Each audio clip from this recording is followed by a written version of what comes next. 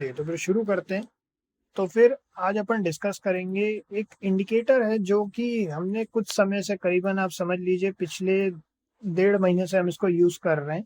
एक इंडिकेटर है जिसका नाम आपको अभी बताएँगे। पहले इंडिकेटर को थोड़ा समझा देते हैं कि इंडिकेटर करता क्या है। तो ये जो इंडिकेटर है ये एक तरह का बेसिकली मोमेंटम बेस्ड इंडिकेटर है। ईएमए इसका कॉम्बिनेशन है और फ्रैंक ओचुआ का अगर आप लोगों ने नाम सुना हो, जिन्होंने पिवट पॉइंट्स की बेसिकली कॉन्सेप्ट को अंडरस्टैंडिंग दिया था पूरी दुनिया को, और बहुत ही मतलब माने जाने ट्रेडर है फ्रैंक ओचुआ।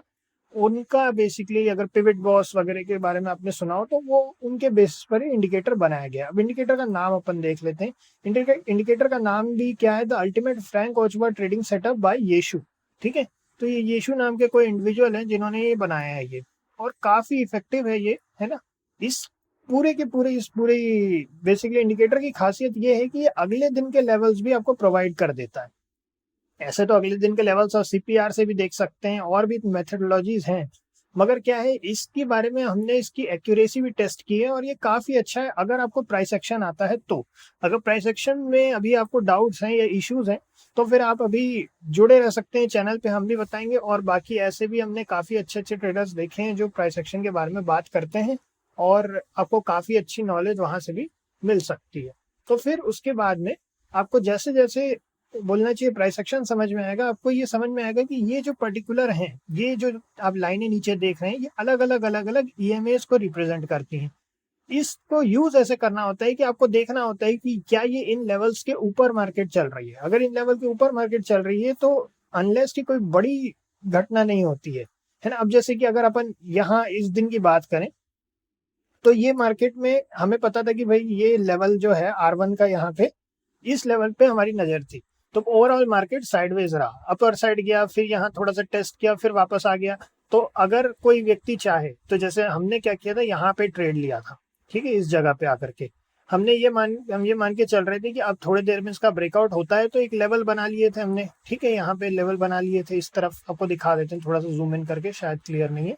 ठीक, हमने क्या किया था, यहाँ पर एक लेवल बना दिया था कि भाई R1 को जैसे ही ब्रेक देगा हमें थोड़ी देर के लिए मोमेंटम मिलेगा, और हमको मिला भी। ठीक है, और हमने उतनी देर में अपना ट्रेड कंप्लीट कर लिया था।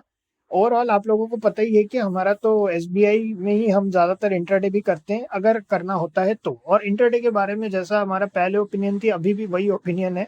ऑल्दो हम टेस्टिंग कर रहे हैं, जैसे जैसे कंसिस्टेंटली हमें रोज रोज प्रॉफिट होने के लिए जैसे जैसे समय चलता जाएगा, और आपको ट्रेड बुक वगैरह सब दिखाएंगे इसमें।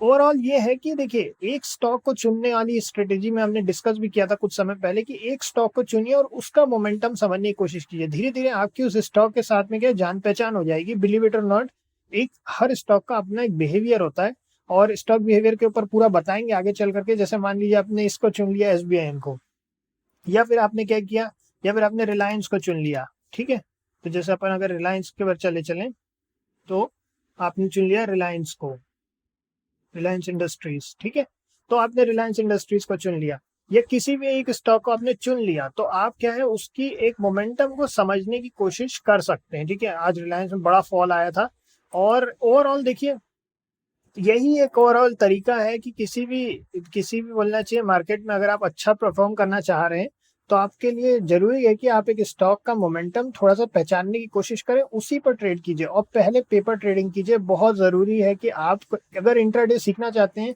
तो बिना पेपर ट्रेड के मत कीजिए, और small quantity, very very small quantity से शुरू कीजिए। और एक और बहुत इंपॉर्टेंट बात, हमेशा पहले अपना लॉस कैलकुलेट कीजिए, उसके बाद प्रॉफिट्स का आगे सोचिएगा कि प्रॉफिट कितना होना चाहिए, क्या होना चाहिए। पहले ये तय होना चाहिए कि आप किससे ज्यादा लॉस नहीं लेंगे। ठीक है, इस चीज का भी प्रैक्टिस होता है, और अगर जरूरत पड़ेगी तो हम साथ में आप लोगों के साथ में बैठेंगे। अभी हमने इंट्राडे में जैसे हम लॉन्ग टर्म ज्यादातर हम स्विंग करते हैं, या फिर लॉन्ग टर्म इन्वेस्टमेंट ज्यादातर लॉन्ग टर्म में ही जाते हैं, क्योंकि हमें कंपनी फंडामेंटल्स पे भरोसा है। और ऑप्शन एक जीरो सम गेम है, जो हमारे को पर्सनली हमारी वैल्यू सिस्टम्स को ऐसा लगता है कि जीरो सम है, किसी का लॉस होगा तभी आपका फायदा होगा। लेकिन जो कंपनी के जब आप कैश में बाइंग करते हैं तो कंपनी जैसे जैसे आगे बढ़ती है, और जो कंपनी के ऊपर भरोसा करते हैं लोग, तो कम से कम कंपनी के स्टॉक्स की प्राइसेस बढ़ रही है क्योंकि कंपनी अच्छा परफॉर्म कर रही है। कुछ एक थोड़ा सा ठीक है, हालांकि एक आगे अभी कुछ समय बाद हम एक और थ्योरी आप लोगों के साथ शेयर करेंगे मार्केट की, जिसके बारे में ज्यादातर लोग नहीं जानते हैं, या बोलना चाहिए अनदेखा करते हैं। वो बेसिकली वो थ्योरी ये है कि द लूजर थ्योरी, ठीक है, कि मार्केट में हमेशा कोई ना कोई लूजर होता है। और वो थ्योरी थोड़ा सा लेंदी है, इसमें डिस्कस करना भी ठीक नहीं है, टॉपिक से अपन हट जाएंगे। ओवरऑल अभी के लिए ये एक इंडिकेटर है, फिर से एक बार इंडिकेटर का नाम बता देते हैं आपको। The ultimate Frank Ochoa trading setup by Yeshu. इसको लगाइए। इसको कैसे यूज करना है, जैसे मार्केट में आपकी कैंडल्स इसके ऊपर गई, आपको टारगेट रखना है एंट्री, या तो आप जो बेसिकली एक पहला ट्रेडिशनल पिवट है, आपको पता है हम लोग ट्रेडिशनल पिवट पे ट्रेड करते हैं। पहला ट्रेडिशनल पिवट जो भी उसके ऊपर में, अगर उसको ब्रेकआउट होता है, थोड़ी देर होल्ड कीजिए, देखिए मोमेंटम कैसा बन रहा है ना। और साथ में ओआई डेटा के भी सपोर्ट लीजिए। आज हमने आप लोगों को बताया था कि कैसे, आज या कुछ समय पहले हमने आपको बताया था एक्चुअली में, है ना, आज हम इन पर्सन किसी को बता रहे थे। आज ये बेसिकली क्या है कि फ्री ओआई डेटा की जो साइट हमने बताई थी कुछ समय पहले अपने वीडियो में, उसको देख करके ओआई डेटा निकालिए और उसके साथ में आप लेवल्स वगैरह डिसाइड करके देखिए कि आज का क्या रुझान रह सकता है। ये बहुत ही इफेक्टिव एक स्ट्रेटेजी है। और बाय द वे ये जो है 15 मिनट पे सबसे अच्छा काम करती है, और स्कैल्पिंग भी की जा सकती है इससे। 15 मिनट पे ऑल द स्कैल्पिंग काफी स्लो हो जाएगी, लेकिन स्टॉक्स में स्कैल्पिंग ऐसे ही करना पड़ता है। अगर आप एकदम बहुत छोटी कैंडल लेंगे तो आपका जो रिस्क रिवॉर्ड रेशियो मैच नहीं करेगा, ठीक है। चलिए इतना ही है, आगे आपके साथ और डिस्कस करेंगे। और अगर आपको कोई स्कैल्पिंग वगैरह करनी है तो हमारा स्ट्रॉन्ग सजेशन है, पहले खूब प्रैक्टिस कीजिए पेपर पे, उसके बाद ही करिए, क्योंकि काफ़ी डेंजरस होती है। चलिए इतना ही है। ओके।